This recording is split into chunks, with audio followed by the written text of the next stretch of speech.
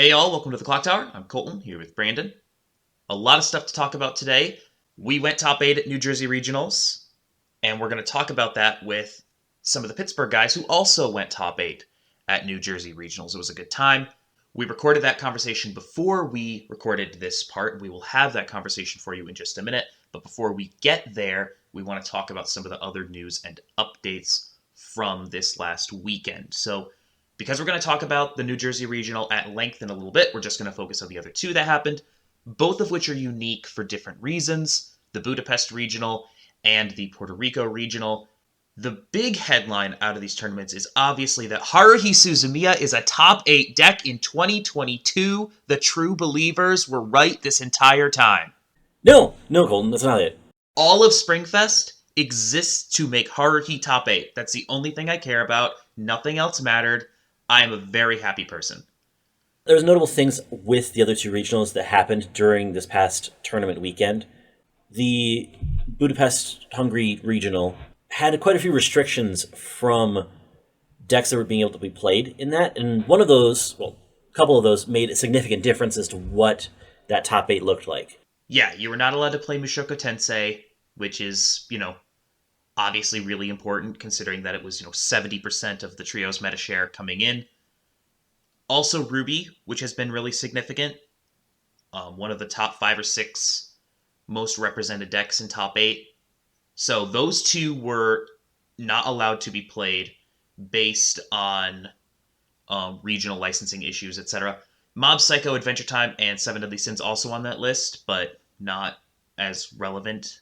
Looking at top 8 in Hungary, Slime, Quintuplets, Fate, Batman Ninja, Date Alive, and Fate go second. Rent-A-Girlfriend, Quintuplets, and Gun Gale going third. Bang Dream, Love Life, Sunshine, and Hololive in fourth. Only, I think, 13 or 14 teams at this tournament, so smaller field, fewer decks to choose from.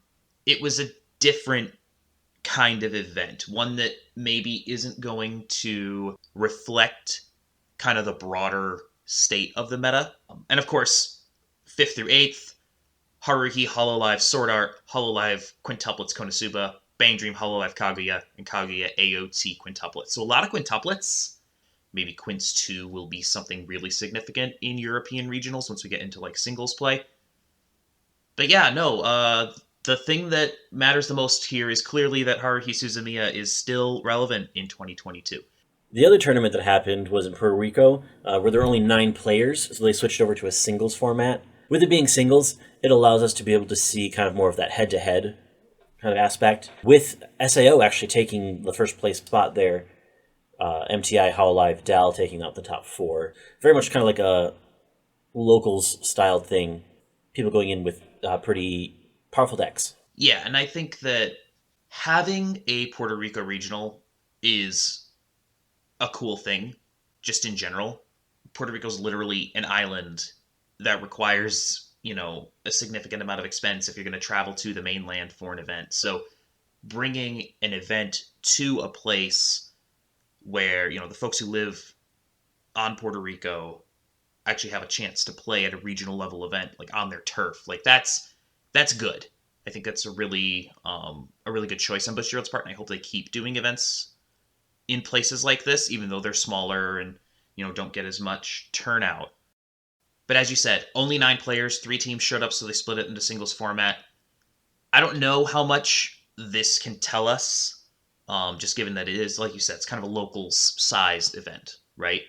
So it's going to be harder to extrapolate this into something that looks like meta, especially because, you only have such a small player pool. But, like you said, because it is singles format, it gives us a little bit of a glimpse maybe into what we might see when we get into singles format. Sword Art has not been played very much at all in the trios format, but it did well here in singles, right? Again, really small sample size here, but potentially an example of the way that a singles format changes the way we think of the meta versus trios format. We'll talk about that more when we get to the conversation that we had with the Pittsburgh guys. But yeah, those are the 2 other regionals that took place over Memorial Day weekend.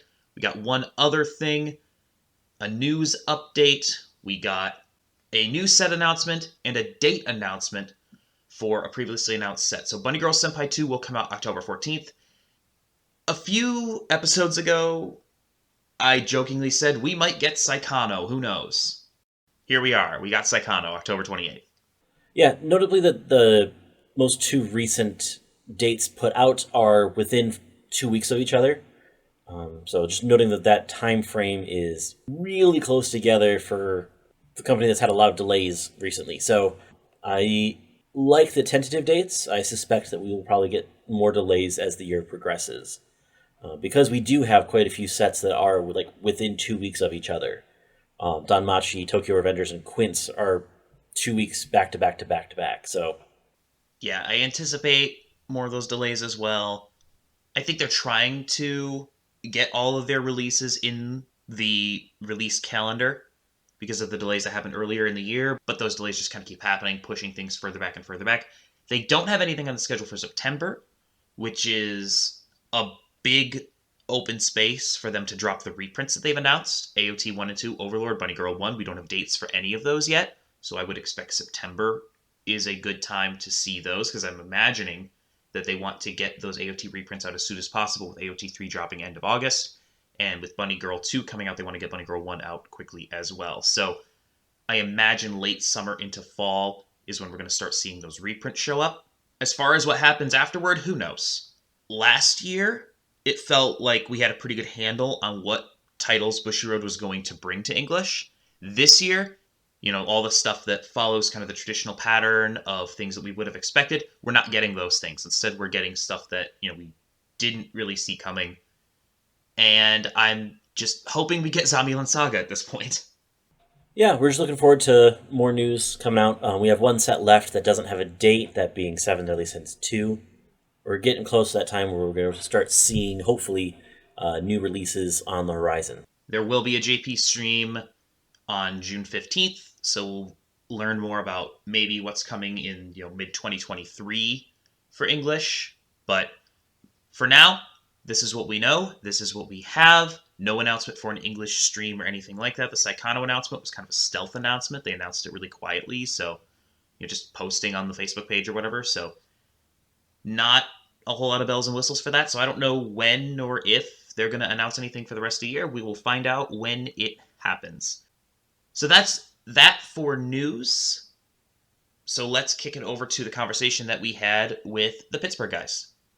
Hey y'all, welcome to the Clock Tower. I'm Colton, here with Brandon, and a lot of other people. We've got Brayden, our teammate from New Jersey Regionals, as well as 4 guys from the Pittsburgh Weiss Schwarz teams, a couple of whom also made top 8. Do you guys want to introduce yourselves real quick? Yeah, sure. I'm Carmen. I'm Brayden. I'm Zach. Brian. I am also Brandon, but for the interest of not having 2 Brandons on this call, we'll go by Loaf, my gamer tag, so I'll use that. So all of us played in the New Jersey Regionals.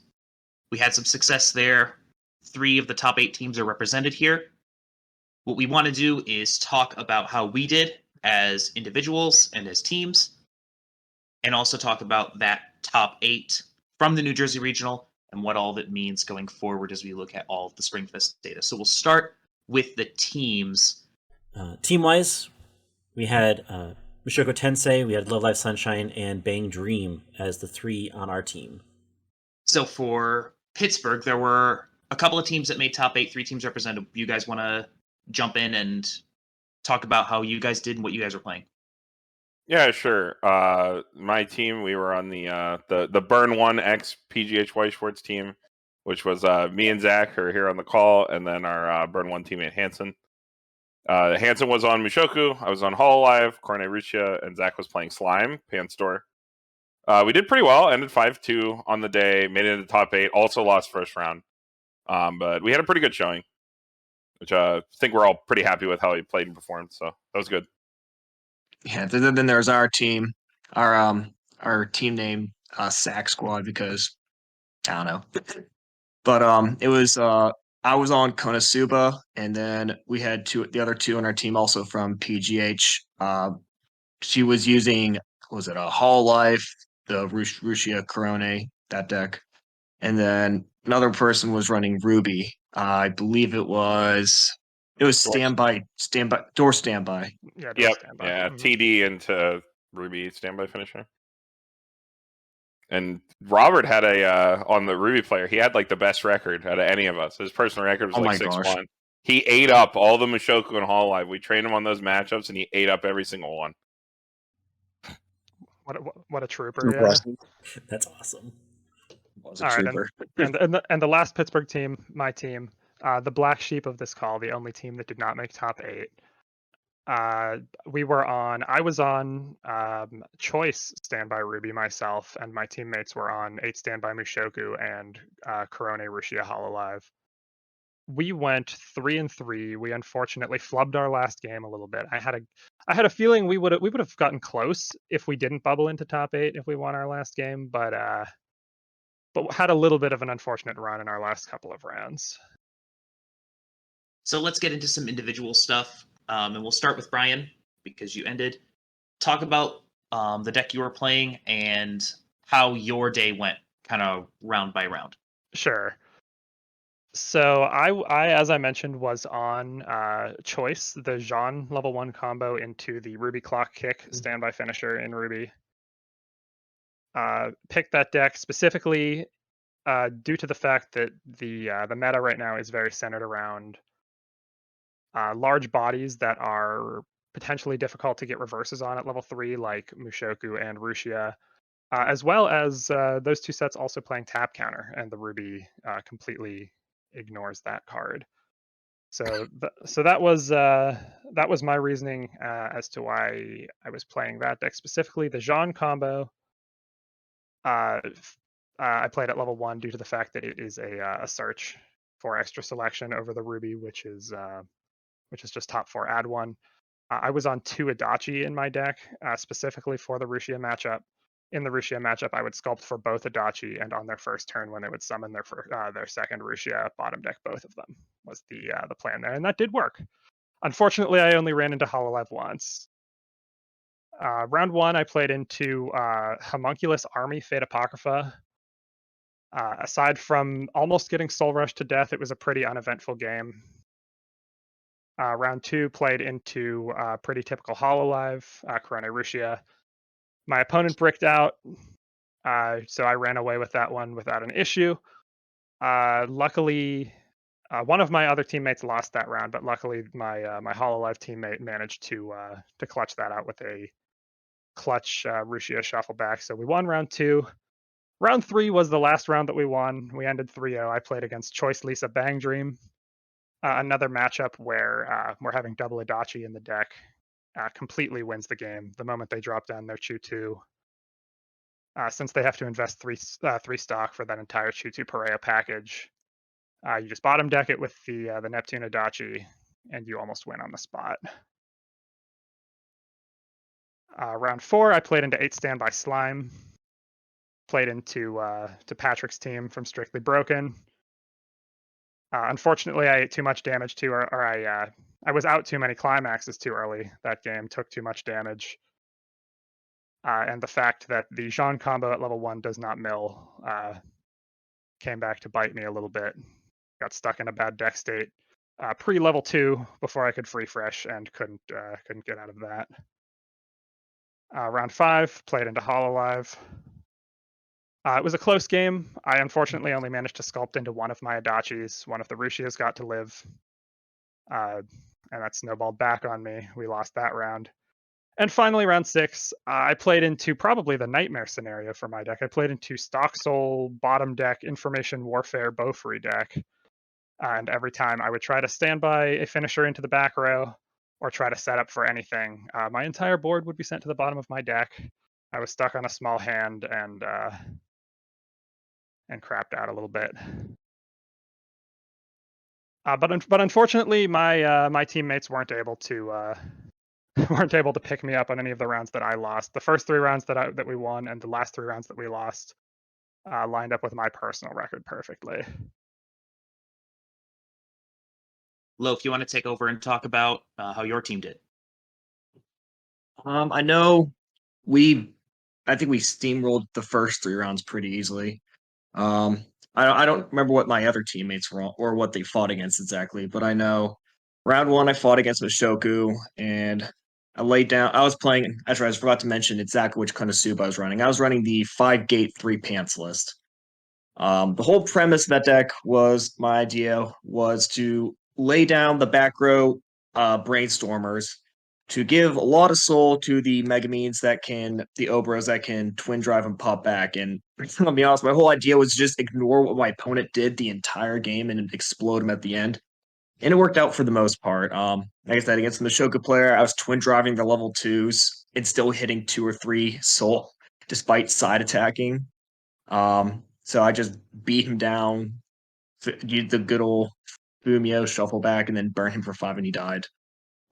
Second round was against a Hololive deck, but it wasn't Rushia. It was I don't know if you guys know the orange hair girl with horns, that Hololive VTuber. I don't remember her name. Was Oh, it Coco. Scamboy? Coco. They were running the top. They were running the top end for that, and I was like, I forget what it's like. Ice. It's like mill, or it's like on attack, pay 1, ditch 1 like 5 times, and then burn for a It's bunch. like a deck destruction burn finisher. But I just canceled all of it because whenever he got to level 3, I was like 1-5 or something, and then he didn't kill me. Then I killed him back, obviously, and then round 3, I played against I played the mirror actually. So, well, not really. I played against another Konosuba Tech Team Village people, the Axis cultists. Not really sure how I managed to fight that in round 3, but I mean, he just slammed 2 souls and hoped I would eat him, which I didn't. And then I just killed him. Round 4, I played against JoJo. That was actually my first loss. Was against the Village people, or against JoJo. I don't know. I just didn't get there. And then round 5, I'm pretty sure I actually queued into You found me round 5. Yeah. So I'm pretty sure I queued into you. And I know you were my second loss of the day. Yeah, because you just got me with your burn finisher from your Bang Dream. And then round 6, I had redemption against another Bang Dream player with a different top end. I forget which one it was, but I beat that one. And then just like everyone else in this call, we got knocked out in the first round of top 8. I lost to a Mishoku player who played standby when at bottom level 2, played standby, brought out Paul, attacked 3 times, and hit I think 2 or 3 standby triggers. And next thing I know, I'm looking at 2 Pauls in the back row, and I went, oh, okay. Fair enough. Yep. Carmen, do you want to start for your team? Yeah, Talk sure. about how you did. So I won 5-2 on the day. Round 1, sat down against SPTCG Jason's team. Pretty unfortunate. I think we were the only team which like paired into another like of our group of like the people who went together. We were the only people who like sat down against ourselves, which kind of sucked. Luckily for me, Jason bricked out, couldn't mill out. Rushia's pretty good at punishing that. Shuffled back, won the game from like 2-0 or something ridiculous. Very, very bad game for him. And then on the wings, Zach clutched it out, and we were able to win that round, move on. At least I believe so. I think it was Hanson who won. Yeah. Okay. I lost because I was playing against Hololive and I was at like 2-5 or something, and I think I was left with no climaxes and no way to mill. So going into his turn, he just killed me. But yeah, thankfully they had a good round after that round 1 loss. It always sucks to like knock somebody out, like one of your friends in like first round. But thankfully they rallied and had a really good run. They also made top 8. Round 2, I sat across from the mirror. I had a really good first deck. Saw my Cornet, played that out, was all set up, all sculpted. And then I didn't cancel on any of my like second deck on my first level 2 turn. So I go right to 2-6. I can't buy the pants. This is the game where I'm forced to like, with 5 stock, play down a sheep, auto deck my opponent's Rushia, play a Choco over that sheep, get the sheep back, play it again to dunk both Rushias. And that play did give me enough steam to like kind of carry me into the end game, where I was able to like clutch it out with some exacties with Maureen, which is really nice. Just having the commanding strength to like pump your soul and make sure you can win games. It was like a really good game to show like even when you do break out, I think Corey and Rushia is a little bit more resilient than people give it credit for when like things go wrong. You can definitely mitigate the fail case with some good plays if you build your deck for it. Going into round 3, or well, before we go into round 3, I guess Zach, we're already switching off. You want to talk about your round 2? Yeah, my round 2 is against 8 standby Mushoku. Due to a series of misplays on his part, it was a really weird game where Slime was winning against Mushoku's board all game. And I was also staying at 2-2 all game, so it was just a really pretty dominant performance on my end against Mushoku player who was making some strange plays all throughout the game. I do remember you having to be like, Ghislaine, I heard you say like Ghislaine doesn't have the Yeah, effect. You don't have full board. my one rule shark the entire event was Ghislaine does not get 4K or the anti-backup unless there's a full field, and he did not have a full field, so I took that from him so I could keep my board. All right, on round 3, we sat across from Patrick's team. I played against Ben from Global 5, if you're familiar with that channel. I was playing 8 Standby Slime. Pretty normal until after level 1. I pushed myself to 1 first by like playing over an onion that he wasn't able to clear. Clocking myself going to 1 to ensure that I could get some reverses. Killed a Rimuru. He standbyed out at 0 because he was like high rolling. He was able to ditch a Rimuru and summon it out. Killed that. Cracks back with double combo and another lane. He hits a standby, puts a pig in the front row. I'm like, okay, this is pretty bad. I go to 2. I like set down my Rusha, whatever. But I actually have anti-change counter. I've been holding anti-change counter since I believe my second turn when I drew it. He's still at 1. He swings in. He does incorrect attack order. I bottom deck a pig. Shuffle 4 after dunking a card with sheep as well, just to decompress him. Send him straight to level 3. I'm a little bit low on steam because I've ditched so much hand to do that. But I was actually so much farther ahead from doing that play, and he just didn't have anything. Just didn't have any hand. Couldn't have anything like that. I'm pretty sure I just won on the spot the second he attacked incorrectly, and I just dunked a pig before it got to attack. So that was a pretty easy game for me after that turn. Zach, how'd your round 3 go? I played against Mushoku again, against Patrick himself. We both had pretty good games, like sack-wise, but I felt like I could have played quite a bit better against him in retrospect. He had this card that gave other cards of his on reverse stock kick, and he was using that pretty effectively against my Shizus, which I need for my area play, and I felt like in retrospect I could have played into that a lot better because I struggled a lot that game because I didn't have my Shizus until I was actually at level 3. And I just feel like at the end there I played a bit too passively. I played a bit too defensively. I think I would have been better if I just slammed out and just tried to kill him. It was one of those situations where it was kind of a coin flip either way, but I think I could, in retrospect, it might have been a little bit better. I might have been able to get there if I just played a bit more aggressively. Yeah, coin flip either way. It's just I believe you took the double heal instead of the heal plus king. Yeah. To try to clear the board, but it is what it is. So that was our first loss. So we're now 3-1 at that point. 2-1. 2-1. Yeah, 2-1 at that point. So going to round 4, we're sitting across from the team that eventually won it all, Roy's team. I was against Mushoku. My opponent didn't cancel a trigger standby. He didn't trigger a single time with his 8 standbys because he canceled with all of them instead. I believe he canceled 5 or 6 times on first deck. He was hitting brainstorms. He airs comboed me twice. He was literally crashing out against my board. I played the game to make sure I hit 2 first so that I can answer his board and clear it off. And he just, Mushoku's the only 8 standby deck in the game that rips its hand back on the first turn. He showed me why that's so good. Because to his credit, the second he saw that was the way the game was going, he sure as hell knew how to grind it in. Very good player.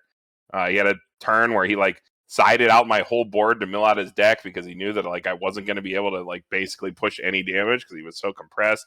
The end of the game, I believe I was 1 stock off being able to stock swap, shuffle back. He had 11 stock and 12 deck, and I would have been able to send him down to 1 card, shuffle back 8, and maybe try to coin flip the game from there. But I was just one stock short after, just like your opponent just cancels everything. When they cancel 12 to 13 times, it doesn't really matter what happens. But he did know how to grind it in and make sure that he was able to win from that advantage state. So good on my opponent for that. And that was my first loss of the day. Zach, how did your round 4 go? I played against Bang Dream. Looks like it was 5-choice Mashiro. This game was really funny in retrospect. It was a super weird game where I was level 2, he was level 3, and we basically exchanged like 3 or 4 turns where we both triple canceled in each of our turns. And I remember we were just playing there like well into turns, just until eventually he didn't cancel and I won off of that. So it was just a really bizarre experience with 2 decks just canceling into each other throughout the entire back half of the game. Unfortunately, that round, Hansen lost his game, so that we went down there, and we were 3-1 after that point. I believe we were 2-2. We were 2-2 at that point. So we're going into round 5. I sat down against Love Life Sunshine. Not really much to say about this game. My opponent was locked at 1-6 instead of clocking himself, which would have given him access to some extra plays. He decided to sandbag and use Connons to like sort of scry into cancels. Like when they died, I don't think he realized that because I'm going to shuffle back with Rushi every turn, that doesn't do anything. Still canceled out another turn, tried to sandbag again, and I shot him straight from like 1-6 to 3-4. He plays out a Chica, a Yo, reveals a level 3 on top because he's a good player, and plays down a Musashi, attacks him with the Yo first because he has to get the burn 3. Take the burn 3, cancel the swing, tap counter the Musashi, Chica swings in. Even if the Chica triggers, the only way that I die is if he triggers a crit, and I don't cancel. And he does not. I take a 2, swing up a 3-5, swing back, 1-2-3, easy kill. I believe the other 2 lanes were original Love Live, which Hansen won, and then Zach, your game. I played against Dow 8-choice with a memory engine in it. This was pretty much the ideal slime game. Everything went perfectly for me. I was basically commanding the entire game the entire time, and I eventually just ground my opponent out. Yeah, sounds about right. Sounds about right for slime. All right, round 6. I sit down against the mirror.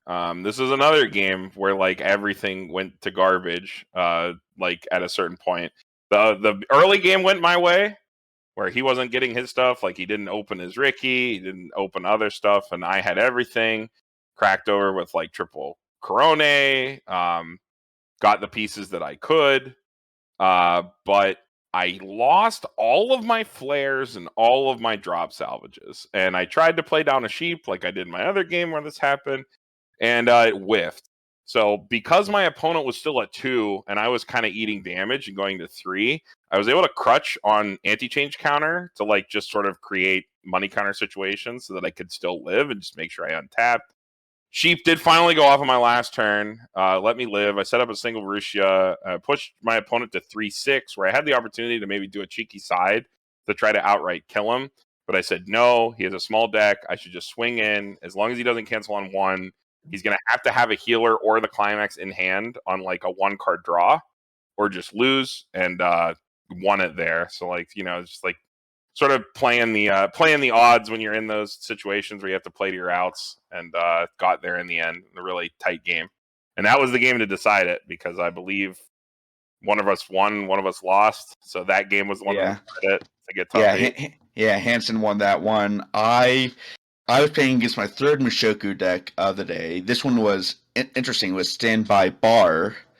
It was a pretty normal first deck, even minus me whiffing combo. But once second deck started, it was already like not great because I whiffed combo. But I also started flooding out really badly. I kept triggering climaxes. I kept drawing climaxes every single time I clocked, and I basically had to focus entirely on trying to fix that situation while he just set up his finisher and ended up just killing me at the end there. So yeah, we do clutch that out, make it into top 8 at 7th place, coming from Swiss. Sit down in our first round against the Virginia team. I sat across from Nick. I believe Hansen was sitting across from Chris. and Zach sat against their other player. So at the beginning of this game, I was against Mushoku.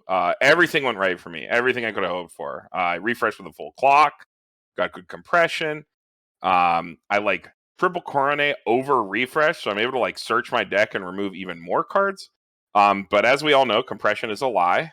I triple trigger a 2 and go straight to 3/3.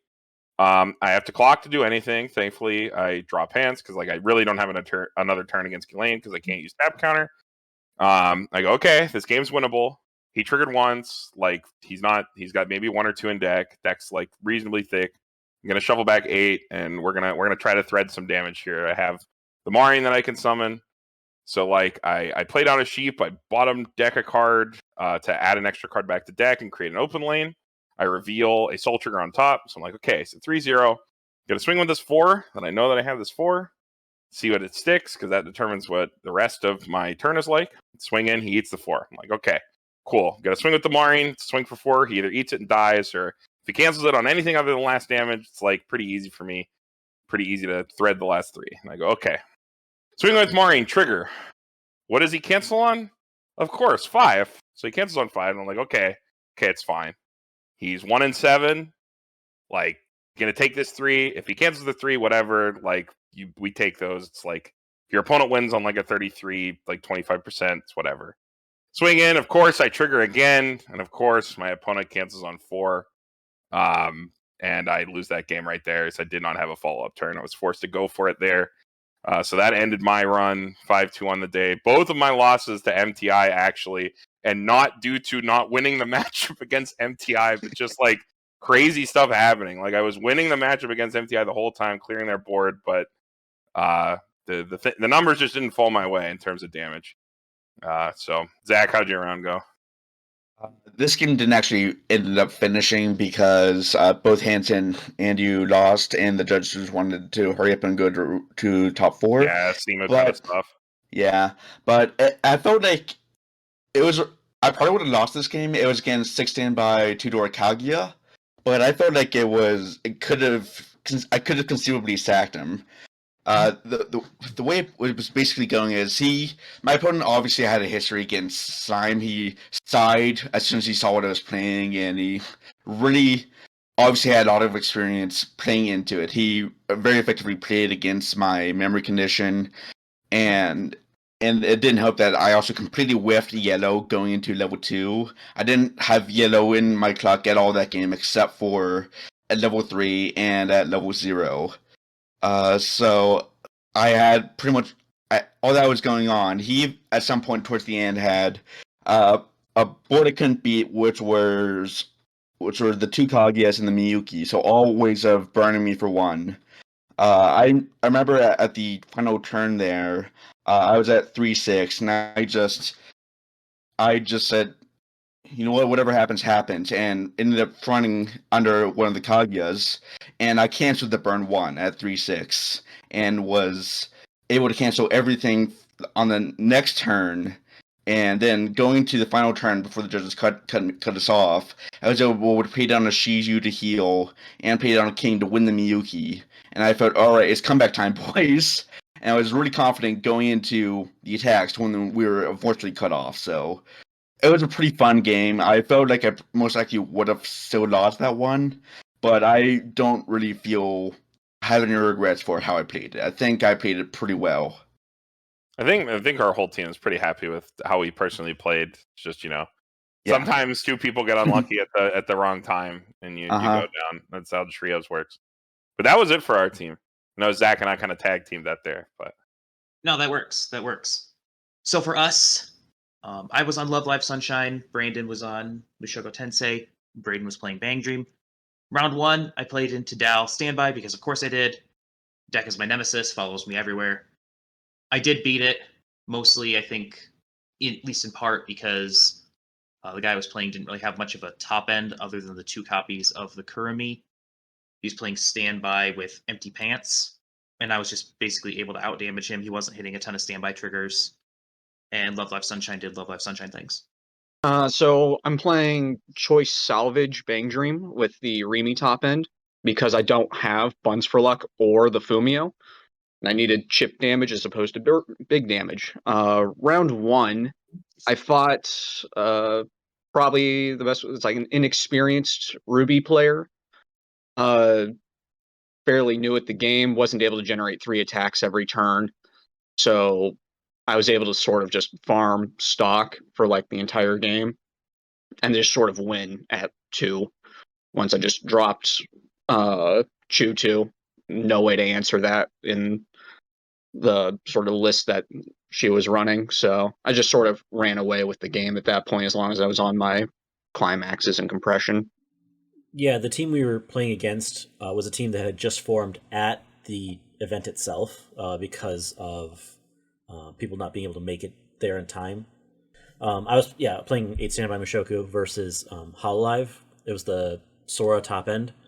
I swung in pretty early, hitting soul triggers left and right. I managed to push them up to level 3 while I was like 1-4. But that's when they dropped Sora and the Neg Soul. They had all of their back rows, so they were sitting about 16s. At level 1 is a little hard to deal with. So it just unfortunately took too long to get all the pieces to set up, and I was about 1 turn off from closing out the game. I managed to refresh the deck and stick the last point of damage off of the fresh deck. So I lost that round, but the other 2 carried me through round 1. And then going into round 2, played off against Hololive once again. This time the Corone Marine top end. The game was pretty well back and forth. They got to level 1 first. I built up the wall. They struggled with the wall pretty well. Leveled down characters. They leveled down level 3s, which came into Ghislaine's, which didn't really help them any. So I was able to kind of still be big and win out that matchup in the end that way. Round 2, I fought Fate Grand Order. It was Standby Salvage. It's like this game went pretty well for me in general. He didn't refresh very well on his first deck. I also completely denied level 1 combo. He just wasn't able. He only had the 1 in hand, and I denied it by bouncing back with the Riki. Then progressed pretty normally. Once he had his 2/2s out, I actually do run one of the level 1 red bomb from the new Pop and Party set that can level down your opponent's character, and I was able to bomb Gil like twice with it, for which he paid 3 stock each time. So he just didn't have the resources to go into top end. I was able to double Remy and basically just chip him out of the game. He had no compression at the top. So, and then Surveil Counter came in really big on this game as well, being able to cheese out some extra cancels in the mid game. So I won this one. I played into Magia Record, although saying it was Magia Record is probably generous. It was definitely Kyoko Sayaka OTP with a lot of stuff from the old Madoka sets, OG Apple Bonders et al. So basically, guy just couldn't push damage, and Love Live Sunshine pushes a lot of damage.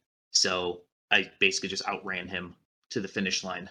Round 3, I played into 8 Standby Slime, and this is probably the game I feel the best about. I've played into Slime a lot because Brandon spent a lot of time on it, so I'm very familiar with the matchup. Basically, just kept my board alive the way that Sunshine does. 2 Yos on board makes Chica pretty big, so I was able to keep quite a bit of board. Was able to pay 3 for Yos, I think a couple of times in that game, and just kept swinging, and eventually just pushed him over. Sunshine's very straightforward. It's, get your board together at level 2 and then just keep it together by any means necessary and just swing until you win. And that works decently well even into big standby stuff. All right, I had a fun one round 3. This was against 8 Choice Dao with the new Kurami level 1 combo. Went pretty well in the early game. The problem really came in for my opponent at level 1 when he refreshed 4 in the main phase and then managed to brainstorm afterward and hit another 2 on that brainstorm. I knew he had Free Fresh in hand, but he didn't have any big bodies, no early plays out on the board or anything, so I was able to drop Climax literally every turn, and I sided every level 1 that he dropped for like 3 more turns. I just did not give him the opportunity to Free Fresh until he had double early play on the board. At which point he was just so far behind in damage. And that's about what happened with that. He just wasn't able to push it either. I was fairly compressed and on my deck for most of that game. So it was unfortunate for him, but I took advantage of bad deck state and the inability of that deck to mill itself effectively. So I came out on that one. I had the mirror match with Mishoku. Early on, I definitely grabbed the wrong 0. I grabbed the Lilia instead of the Rudy that pumps power. Doing so essentially cost me the game from like level 0, because I was always then one step behind about that whole game. Just not quite able to get the power thresholds I needed for that game. Of all of the games on that day that I lost, that one was one that there was no way that I was close for me to win that game. I was just a step behind the whole game. Going into round 4, I faced the mirror once again. A little bit of vengeance from the last game. I did close this out pretty handedly. It also helped that my opponent just at level 1 did not have any 2/2s anywhere. They were like the last 4 cards of his deck. So he just didn't have standby targets at 1 that were effective to help push a wall of any kind. And that wall was enough to be able to just drain his hand of resources. So he didn't have any way of kind of catching back up. All right, round 4, I fought 8 standby slime, and it was a pretty good game all around. He had problems in level 1 where he didn't rip a single standby trigger on all his twin drives. With that, he only had the 1 Geld out, and he played himself into the matchup, I think, where he did not save any of his level 1 Rimarus when I contested them with my level 1 combo, because I think he was anticipating me going all in on Choo-Choo. But what ended up happening was I just dropped the Choo-Choo and left it, and I didn't commit anything for Pareo. I just dropped level 1 combo again. So I just got my heal and got out. And I think because he didn't save his level 1 board and he had to rebuild his whole board after that, I think that's where he lost the game in terms of resources. And then at the top end, I was able to chip out damage. That's why I threw in the Remy top end. Just being able to burn one feels really good at the top. I believe I actually triple Remi'd this game. And I actually nuked him from like 2-4, 2-5 or something. He just wasn't having it at the top. He just ran out of steam too quickly. So because we're doing this snake thing, I can just talk about rounds 4 and 5 because they're basically the same thing. I ran into Rushia, which is probably the worst possible matchup for Sunshine, because when Rushia goes off, she shuffles back a whole bunch of 0s, so you don't get your yo burns. And Sunshine just does not have the mill tools to fix your deck, so it's really hard to leave an empty deck going into the Rushia turn. First game, I got really badly. Got pushed into level 2 while still in first deck. So I was already really decompressed, and then I got Rushia'd. It was just a really bad game all around. I lost. Didn't even get my opponent into level 3. The second game, I pushed my opponent to 3-6. I did a much better job. I say I did a much better job. I got cancels in that game, and that helped a lot. But again, you only have so many Azasas that you can play. And, eventually Rushia's going to punish you if you're on Sunshine. And I 8-7 off the top from 3-0. All right, and then my round 5 was against our boy here, Brandon from PGH. Instantly drops triple Megamine Obero on me. That sounds exactly like That's a special, yeah. Plus, he clocked one for turn too. He had all 4 in hand. Yeah, that also sounds like him. But, this game was pretty good all around, I think. I put him in the tough scenario where I was sitting at 2-4, 2-5, I believe, and you were deciding for a while whether or not to actually try and close me from there. Yeah, I was like, chances of sack. It's like I That was had debate. all 8 in deck too. I had like just refreshed 8. So I was looking like survivable at least from my end, but you did try to go for it. I just managed to mill climax off the bottom off both aquas. Oh yeah, I remember that. Yeah. So and then and then I'm able to close out. It's like keep Yeah. myself. It's like I didn't eat a lot of damage on your finisher turn. I was able to. What was I at? Do you remember? It's like I don't. I think you. I know I think pushed. I was at you 2-6 or something. Yeah, it's like you were. Like I think you clocked yourself up. Yeah, because I was thinking like if I should wait or not. I'm like, well, I was thinking if I had a healer like a What you had was you were about to.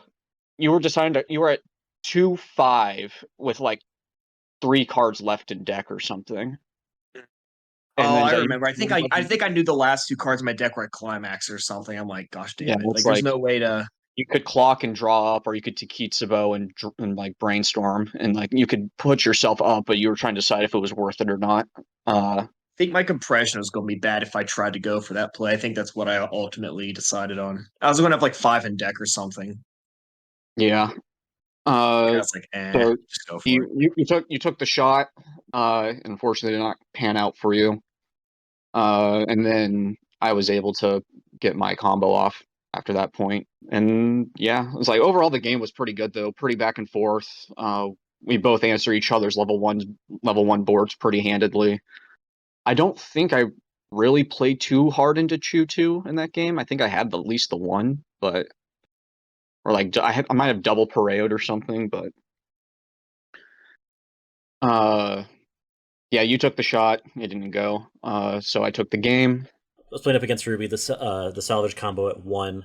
That was actually kind of like one of the real deciding points of the game. I was able to stand by an Eris out at level 0 first turn to help deny the Neon Cat, and then was able to back up against the kind of first swing of that salvage combo to just more or less kill that combo entirely. He just didn't have enough power across board to get any reverses, so he wasn't able to kind of like stack that power going forward. That cost a lot of resources really early to not get anything back out of it, and that kind of just spiraled throughout the game. Wasn't quite able to close out the game because of it. Going into the last round, I did play off against Slime. It was the Pants Salvage build. I ended up going second that game. First turn, it even triggered on that turn. They were out 3 climaxes. Deciding that they only had 1 stock, they probably didn't have all of the Shizus, decided to push damage and just try to land against them. Just because the Slime level 1 doesn't get very big. Pushed him up to like mid level 1. Turn around, he didn't have Shizu ready to go, so didn't throw down Shizu at that point. Was able to then turn around, get the pieces I needed for 1, push again, pushed up to 2-1. Finally, Shizu comes on the board. Climax comes down. We're on Climax. Got the Lily in the back row to stock kick the Shizu, so Shizu wasn't going to do anything. Watching like the look of like defeat just sink across my opponent's face when they just ate a level and a half of damage at like 1 was pretty crazy. All right, and then my round 6 was against 8 standby Mushoku, which I had managed to dodge up until this point. I was scared of this matchup because I knew that I had like very little in terms of answering it. However, he whiffed all his 2/2s until he was like almost 3/4 of the way through his first deck. And he was not brainstorming either to try and like dig harder for him. He thought he was going to try and mill them off the level 1 combo. They never showed up. Tried using event. It's like, nope, too late. You're in your second deck now. So he was not able. So I was able to actually answer board against Mushoku for a portion of that game, just because he didn't manage to get Galanes out. And then at the top end, I pulled the trigger pretty early on my finisher, and it paid off. Because I killed him from 2-5, 2-6 or something. And then that was probably one of the better decisions because I knew he had double finisher in hand and he had all the resources to pay for it. So pulling the trigger early definitely saved me in that matchup. Managed to go 6-0 in pools. I managed to dodge Hololive through all of pools, and I beat the one Mushoku I fought in pools. So pretty good day for Bang Dream there. My last round was against Kaguya. I couldn't get my level 1 plussing combo because all of Kaguya's zeros run away. So it was hard to get a reverse with the level 1 Stocksoul combo. So I didn't have a ton of resources. It took me a while to generate enough so that I could actually get the Yo combo, the Cheeky Yo stuff down. Once I did, I was able to push damage, and I pushed him all the way to 3-6, but I had just fallen too far behind, and he was able to close me out next turn. Top 8, I played into Bang Dream, and Bang Dream is another tough matchup, I think, for Sunshine, if only because the early plays come down, and they're so big, and they're so difficult to deal with. So you kind of have to either crash your Yos and keep recurring them over and over and over again, or you have to side with them and hope that you hit burns. I decided to do the former, and I was able to save enough of them to push some damage, but I was also just missing all of my swings, so none of my burns were going off, and he just outpaced me, and I lost. My top 8 round, Mushoku, against 8-man standby Mushoku again. This time it got the better of me. I had the unfortunate scenario where I ripped a choice trigger on one of my level 1 combo turns on first deck, and I had 2 valid targets. I had 1 Chu-2 and 1 Pareo in my waiting room. I run 4 Chu-2, 3 Pareo, so I'm like, all right, I'll throw Chu-2 into my stock so I can pay for it and I have a better chance of finding it later. Stocked it, immediately ripped another Chu-2 on my second check. And then on the swing back from him, I found the Pareos, but I didn't find the Chu-2 in my check 5s. Immediately saw 2 Chu-2s hit my damage when I hit level 2. So I'm like, oh man, I am now out of Chu-2s sitting at 2-3 against 8 standby Mushoku with a full board. I have no answers for this, and I cannot stabilize my game. And then it all went downhill from there. So I lost that round. It got the better of me. Yeah, and then I faced Hololive once again. This time it was the Pekora Marine. This game was a close game just throughout it. We were just back and forth, damage for damage. Board kind of flip-flopped. We usually had one lane each that we were like winning. Outside of that, it was like just kind of back and forth. He got it in the end. I knew the follow-up swing was the game closer, so he had to kind of close on that game and stuck all the damage he needed to. So close game, but unfortunately all 3 of us lost in top 8, kind of ending our stride there. We definitely got carried by Brayden as he went 6-0, but overall I think we did pretty well. So this is what top 8 looked like at the tournament overall. Don't want to spend too much time on this just because I feel like we've kind of talked about most of these because we played into so many of these decks, or played a lot of these. Bang Dream MTI Hololive finishing first. Hololive getting a win in its first tournament in the rotation. Kaguya MTI Pants Salvage Slime going second. Rushia Bang Dream Kaguya placing third. Another Bang Dream MTI Hololive in fourth. And then 5 through 8 were the 3 of our teams, followed by MTI, 8 Standby Slime, and 8 Wind Cardcaptor Sakura, which unique Cardcaptor Sakura. You don't see that build very often, but it obviously worked out well enough to get to top 8. So 53 teams overall getting to top 8, no small thing. I think all of us are pretty happy with how we did teams-wise. So having looked at that, this is the representation table from Taya at Weiss Tea Time, link in the description.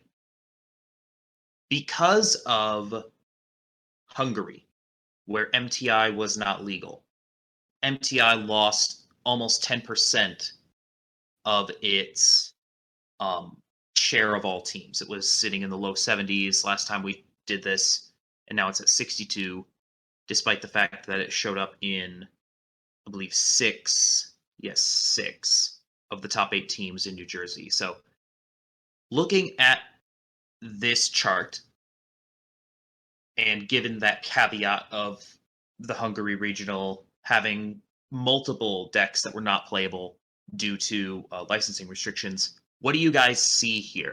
I know that Brandon and I have talked a lot about what we think the meta looks like going forward, and what all this Springfest data does or doesn't mean. What do you all think? Looking at MTI still sitting very much in first place, Bang Dream about 40%, Slime at about a third, Ruby 20%, and then just kind of all the way down from there. Going into this tournament, there was a thought that I had with it for Team League only. If you're really scared of Mishoku specifically, or it's like you can say Dow in the previous meta, when it comes to Team League at least, you can do the math, it's not hard. It's there's only like a 23% chance that you'll run into Mishoku every round. Team League in general changes the way that you have to look at your matchup spreads. You can't sit there and hyper focus like I'm only fighting Mishoku every round.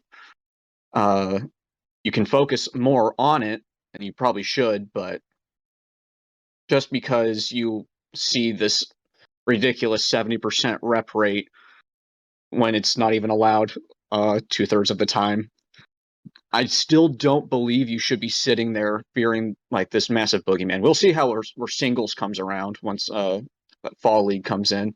But for Team League, I would not be as focused on these 1 or 2 matchups that you see. And always remember, play what you want to play, and then it's if you're trying to be competitive, it's try and find something that suits your play style the best. I think now that Hololive's in the mix, the big thing is that 2 out of 3 of the slots on teams are more than likely going to be more board-focused decks.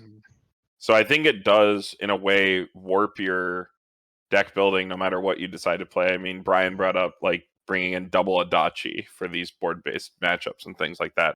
Seeing a lot of success when you happen to play against them. But I don't know about you guys, but we were talking about it before we went live. I mean, I think pretty much every team we sat down across from, except for one, had Mushoku and Hololive on them. Even going into top 8, there was at least one Mushoku, not Hololive on what we played. But I mean, you just look at the representation.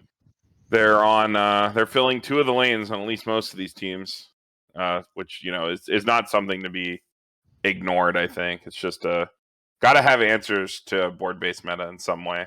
Get rid of these really sticky big cards. Mm-hmm. I do agree. Plus, when you look at some of the other decks that are showing up, Bang Dream is another board-based deck at 2. Sunshine still shows up, and that's board-based at 2. It's all this mid-game large bodies. So, I mean, even Pants Door Slime, which we've seen a good bit of, and Pants Book, which has been running around, it's still it's nice if your Shizus live, right? You still run backups and supports to keep your Shizus around, so you can keep recurring your 2 Soul Beaters. And Ruby is kind of like that wild card where it's really one of the only decks that doesn't actually have a super robust mid game where it's putting out these really big bodies. It's banking on you doing that so that they can have targets for their Ruby, which is pretty unique. It's nice to see something unique in the English meta as opposed to it just being snapshots of JP from 6 or so months ago. We have something in there. Yeah, for sure. Speaking of deviating from JP, I know there's been talks of whether or not Bushiroad will hit Mushoku especially, but maybe Hololive with the restriction list after this season closes. I know the prevailing theory seems to be that they will not, but I was wondering what the group here thinks about that. Well, we don't have a whole lot of precedent to go off of. Yeah. But I think if MTI is as dominant as it has been so far, which there's a lot of new stuff coming, right? Like Tokyo Revengers, Quintuplets, Danmachi, it's all going to take a bite out of MTI's meta share, I think. But they let Dal run wild for a year before they touched it. I think that they would give MTI a singles season. I think they would let MTI and HoloLive both go unrestricted through singles, and I think that we would start to see restrictions maybe next spring, before next Spring Fest, sort of like we did with DAO this year.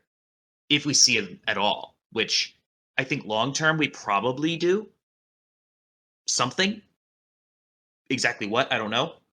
But that would be what I would anticipate. Something like in the first few months of 2023. I think that is fair, because like we were just discussing, it can be hard to evaluate a deck in the context of trios too. But when you have, like Carmen was saying, two sets that are hard locked in on almost every team in the room, there probably is something going on there that needs addressed. But I do agree with maybe letting them ride through the fall, especially with Mushoku's dominance right now, and Danmachi and Quint's set 2 coming to potentially combat that in the next few months here. I think it'd be really interesting to take a look at the stats pre and post HoloLive release after all of Springfest concludes. Yeah. See how that influences team compositions. Because I feel like it was kind of a meme going into New Jersey where it's like every team's going to be Mushoku HoloLive third lane. And, I didn't see a lot to contest that meme over the weekend. It ended up being pretty true. But I mean, we can only hope that they let things ride. I mean, I'm of the opinion that the DAO problem would have solved itself. I mean, if they give them, at least some time into the fall season, that's a lot more than Kaguya got. So let's hope. Poor Kaguya. And I think a lot of people, not just myself, I know I'm biased, but we're not happy with that hit. I think that feedback has reached them by this point. So maybe they will be a little bit more conservative. Well, I also think that in the back of the minds of those who make these decisions, at least I hope, they've got to be thinking, man, if we ban something 6 months after it comes out, that's got to affect the way that stuff gets sold in the future. Because, for me, I don't have the money to just buy a playset of everything that comes out. If I buy into MTI or HoloLive, I'm planning on playing this for a long time. So if I buy it and I get to play one tournament cycle with it and then it gets hit, I'm going to be really hesitant to buy any new product for a while. Just because I'm afraid of what's going to get hit. That starts to rack up after a while. I think that's a lot of people were very not happy about the Kaguya hit for that reason. Because it was very poorly timed. You ban the two biggest standby decks in the meta, and then the next week you print the next big standby deck. So if you're a player that likes playing standby, you have to go out and buy a new standalone set. Well, if you're a player that likes if you're a player that likes playing competitive, for real, if you were a competitive player last year, you were playing DAO or Kaguya, or you were at the very least you were playing something specifically against Data Live. So you put all this time and this money and this effort into specifically playing Data Live, and then it gets hit, and now you're just kind of out of luck. You have to, and like you said, you have to buy the next new big shiny thing. Which honestly, and I agree with you, Carmen, the Data Live problem would have solved itself. As much as I am very much on the record as kind of just hating the standby mechanic in general.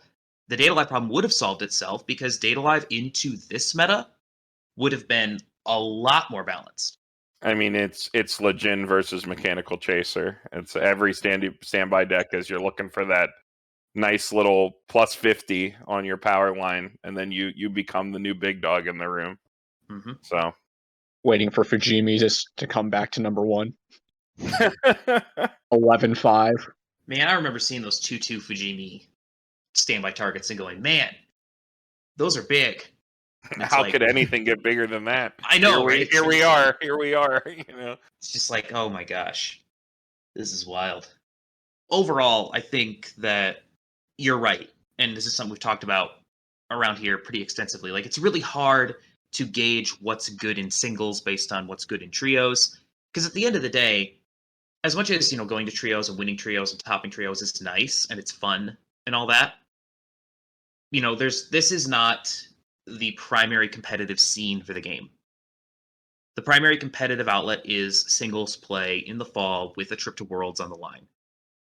So this is the way that people prepare is different, the way that people play, what they choose to bring.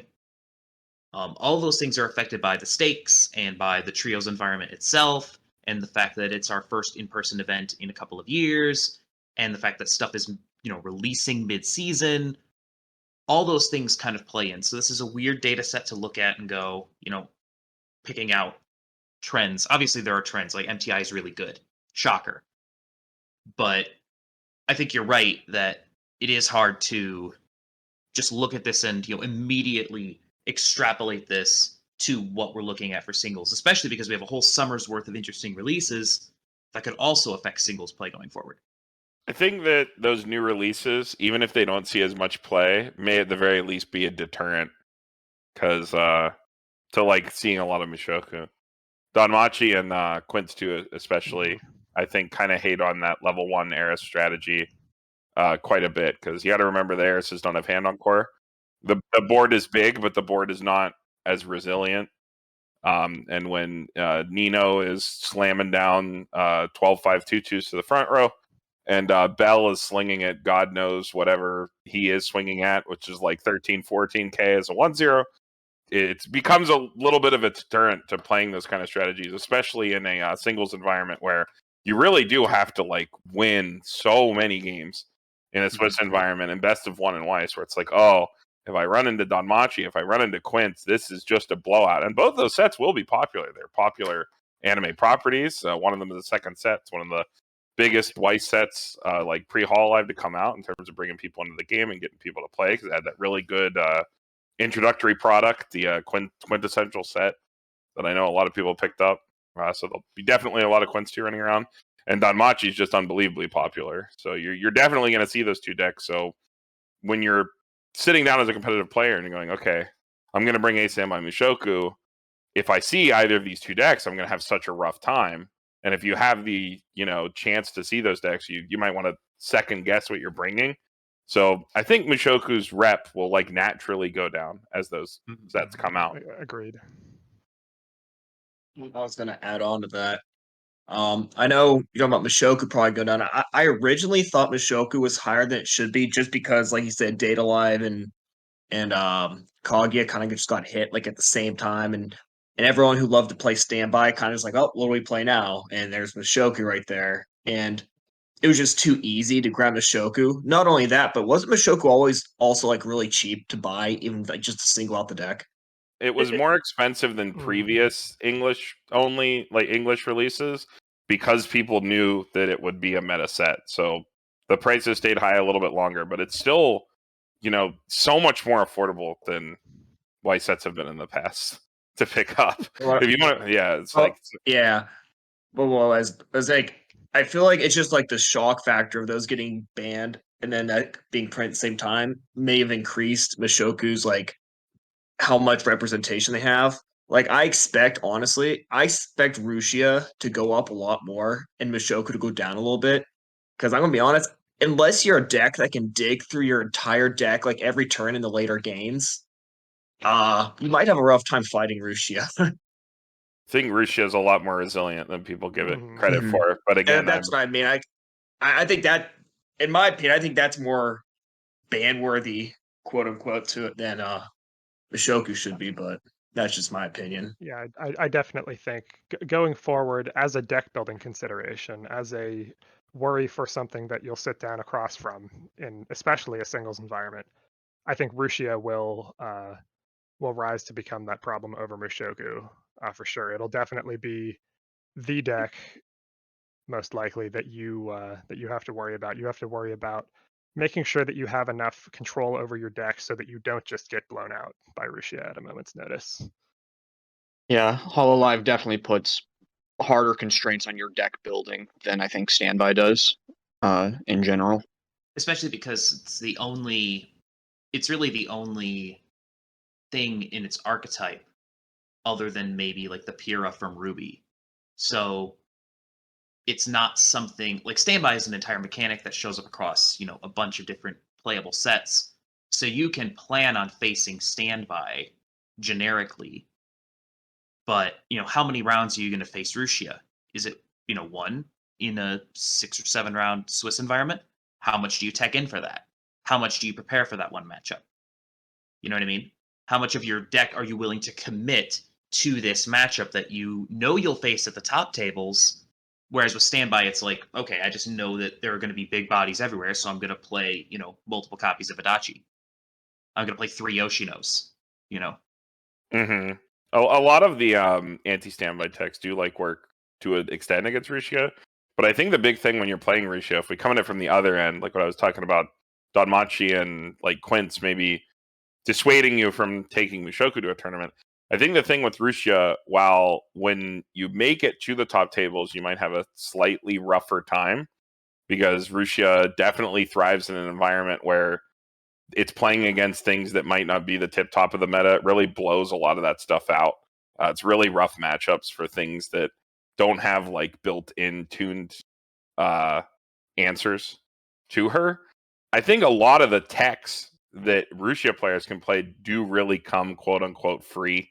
Like shoving in the Watame is like nothing. You get to play stock swap.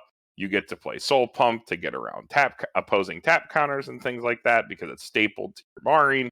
You get a lot of things that come with it. So I think I agree with Brian. Well, we'll see Rusia go up, or Brian or Brandon Loaf who just said that, where it's like we're going to see more Rusia because you're talking about like resiliency against anything. I think Rusia gobbles up like a lot of that like mid to lower end while still being like good enough against the other decks. Yeah, that makes a lot of sense. Like, if you're on Mushoko or if you're on 8 Standby Slime and you just whiff your standby triggers, then you lose a ton of that plussing. But Rushia is just so consistent. You very rarely see a game where Rushia doesn't come down first turn at turn 2, summon a copy of itself. Mm-hmm. Like, Rushia just has 2 Rushias on board at the end of its first level 2 turn 80% of the time. And that's more consistent than basically any standby deck, including Dow. Also, the toolbox thing in the deck is just really strong. I mean, a lot of lists are like on, you're playing a search level 1 combo more often than not with the Corone, or you have like 3 to 4 drop searchers. A lot of lists are on like 1 to 2 drop salvagers to like hit specific pieces quickly. Those cards that also help you hit those specific pieces quickly to make sure your Rusia goes off in the later half of the game also toolbox you really hard for every zone. So you have a lot of good answers. I think that's going to drive a lot of people to Rusia in a singles environment where you have to win so many games, and in a game of Weiss, you can't have those like single blowout like answer cards. Rusia gets to play a lot of them for not a lot of deck building concession. So Rusia is definitely going to be on the up, or Hololive in general will be on the up. Whether or not they play Rusia, a lot of the Hololive decks can toolbox themselves similarly. We're going to see a lot more Hololive than Mushoku probably come fall. I agree. And while Rusia has a lot of toolbox options, a lot of decks I feel like don't have toolbox options against Rusia. Like outside of the Adachi profile, like there's not really a whole lot that hurts Rusia. It's like bounce and Adachi is about it. Yeah, that and free fresh counter foils any attempt at shuffle back, assuming you have a board and you aren't crashing into the Rushias already to play it. Rusia is just the new Yo thing. It comes down every game, and you as the opposing player have to have the answer. Mm-hmm. I know Yo isn't as relevant as it was back when like Idle Hell was considered the thing. It's still around, but it's one of the things where it's like it's incredibly easy to get out commitment wise, but the amount that your opponent has to put in response is much greater, and you just come out ahead on resources in that trade. especially because she rips you backhand selectively with whatever you want. God forbid your opponent stays at 2 and they're only ditching 2 cards to mess up your board than ditching 4. Yeah. The other thing is that, like we've mentioned before, one of the downsides with Yo is that your deck building constraints are much higher. You need 3s and you lose a lot of toolboxing and you have no selection. Rushia has all of that in spades. Just by the set of Hololive being modern, being Yeah, they have legitimately broken profiles at almost every level, I think. Mm-hmm. I would call the Onion Ricky, the Aqua Ricky, one of the most absurd cards to ever be printed. Yeah, and then say somebody comes up with an answer for like Cornet level 1 combo. It's like, and we go back to like say Titan with its new wave of support, Aaron combo somehow becomes like the most relevant thing again, and you can't get reverse at 1, even with triple Cornet. Oh no, they move off to Watame. They move off to a very slightly worse combo. It still swings at good power. Yeah. And then there's like every other build of Hololive that you also just have to be aware of. Mm-hmm. It's like, oh, suddenly my opponent drops Kanata on me, and there's their farm stock. Where's my stock swap? Oh no, I don't have that anymore. I threw in Free Fresh instead of stock swap. I have Marines coming down against me. I can't be at 3-0, or I'm just going to get blown out. It's like you need all Hololive as a set. I think will become the number 1 set going forward to worry about. Hololive is basically 5 different sets in one. Let's be honest. Yeah, I mean, if definitely not for power, for popularity alone, you're going to see a set everywhere. I mean, I don't know about you guys, but our locals has exploded since Hololive's release. Mm-hmm. It's been pretty absurd how many new players we've gotten since it was announced and came out in Japanese to its English release. The amount of players we have picked up because they have heard Hololive was in Weiss coming to Weiss has been insane. Great thing for the game. Mm-hmm. Mm-hmm. We've in West Michigan, a few of the Vanguard guys who I play with regularly definitely started looking more at Vanguard at Weiss with the releases of Ruby and Hololive. Those being in such quick succession was so good for the game. Mm-hmm. And it's also a good time for it too, because the card game boom in general, and more and more people chasing SPs, opening product. It means that you can build Rushia for like $100. You can build a Rushia deck now. Not like my current Rushia list has no double R's in it. Things dirt cheap. Yeah, I think the only double rare you would even consider playing is if you Watame, obviously, if you wanted to have that, but I mean that card's really cheap even as a double rare. If it is a double rare, I can't remember. I believe it's a double rare. That's not a double rare. That's a base rare. Okay, that's a base rare. The Fubuki Chiri, which a lot of people play as like a power pump and just a dig option, because the Ricky's not particularly selective, so any amount of dig is nice. And of course, the pump to get over Mishoku. All right, and that's what we have. Thank you so much for joining us. Thank you to the Pittsburgh guys and to Brayden for joining us for this as well. Carmen, do you want to promote your guys' stuff real quick? Yeah, sure.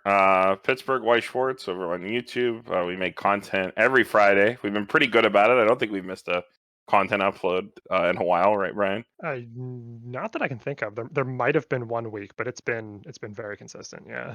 We are back to doing set reviews. We recently uploaded Tokyo Revengers. By the time this airs, pretty much all of it should be out. We're trying to get back to making rush rundowns, but that'll be after the Springfest season concludes. Hard to make content like that and prepare for events at the same time. But yeah, every Friday. And then we also stream every Tuesday. We stream our locals, which we were happy to have the Clock Tower guys down for our locals. We hit about like 20 people on a Tuesday night, which was pretty awesome. So definitely give those a look. We try to highlight all the weird stuff that comes in. People playing something interesting, we throw them on stream. We don't throw the like just top round every single time on the stream. We try to mix it up and make sure you're seeing something new constantly. Keep it entertaining. But yeah, I think that's about it for us. We'll have a link to their channel in the description. Again, thank you guys for being here. This was really great. Thank you for everything during the trip. We actually stayed in Pittsburgh with these guys for a couple of days after we came back from New Jersey, and we were able to hang out, like Carmen said, at their locals, able to play a lot of games, had a good time. So it was really great hanging out with all of you guys, and hopefully we get to do something like that again soon. Yeah, it was great having you. Definitely. Stop through anytime. All right, and that's it for us. Thank you so much to all of you for joining us. We will be back on Thursday with 5 Cards, 5 Minutes. I believe we're talking about Camelot. Brandon will have Weiss 101 on Tuesday. A week from Thursday, we'll have gameplay, and in 2 weeks, we'll be back with another Clock Talk. Until next time, thank you so much for joining us. Please like, share, comment, and subscribe, and have a good one. We'll see you then.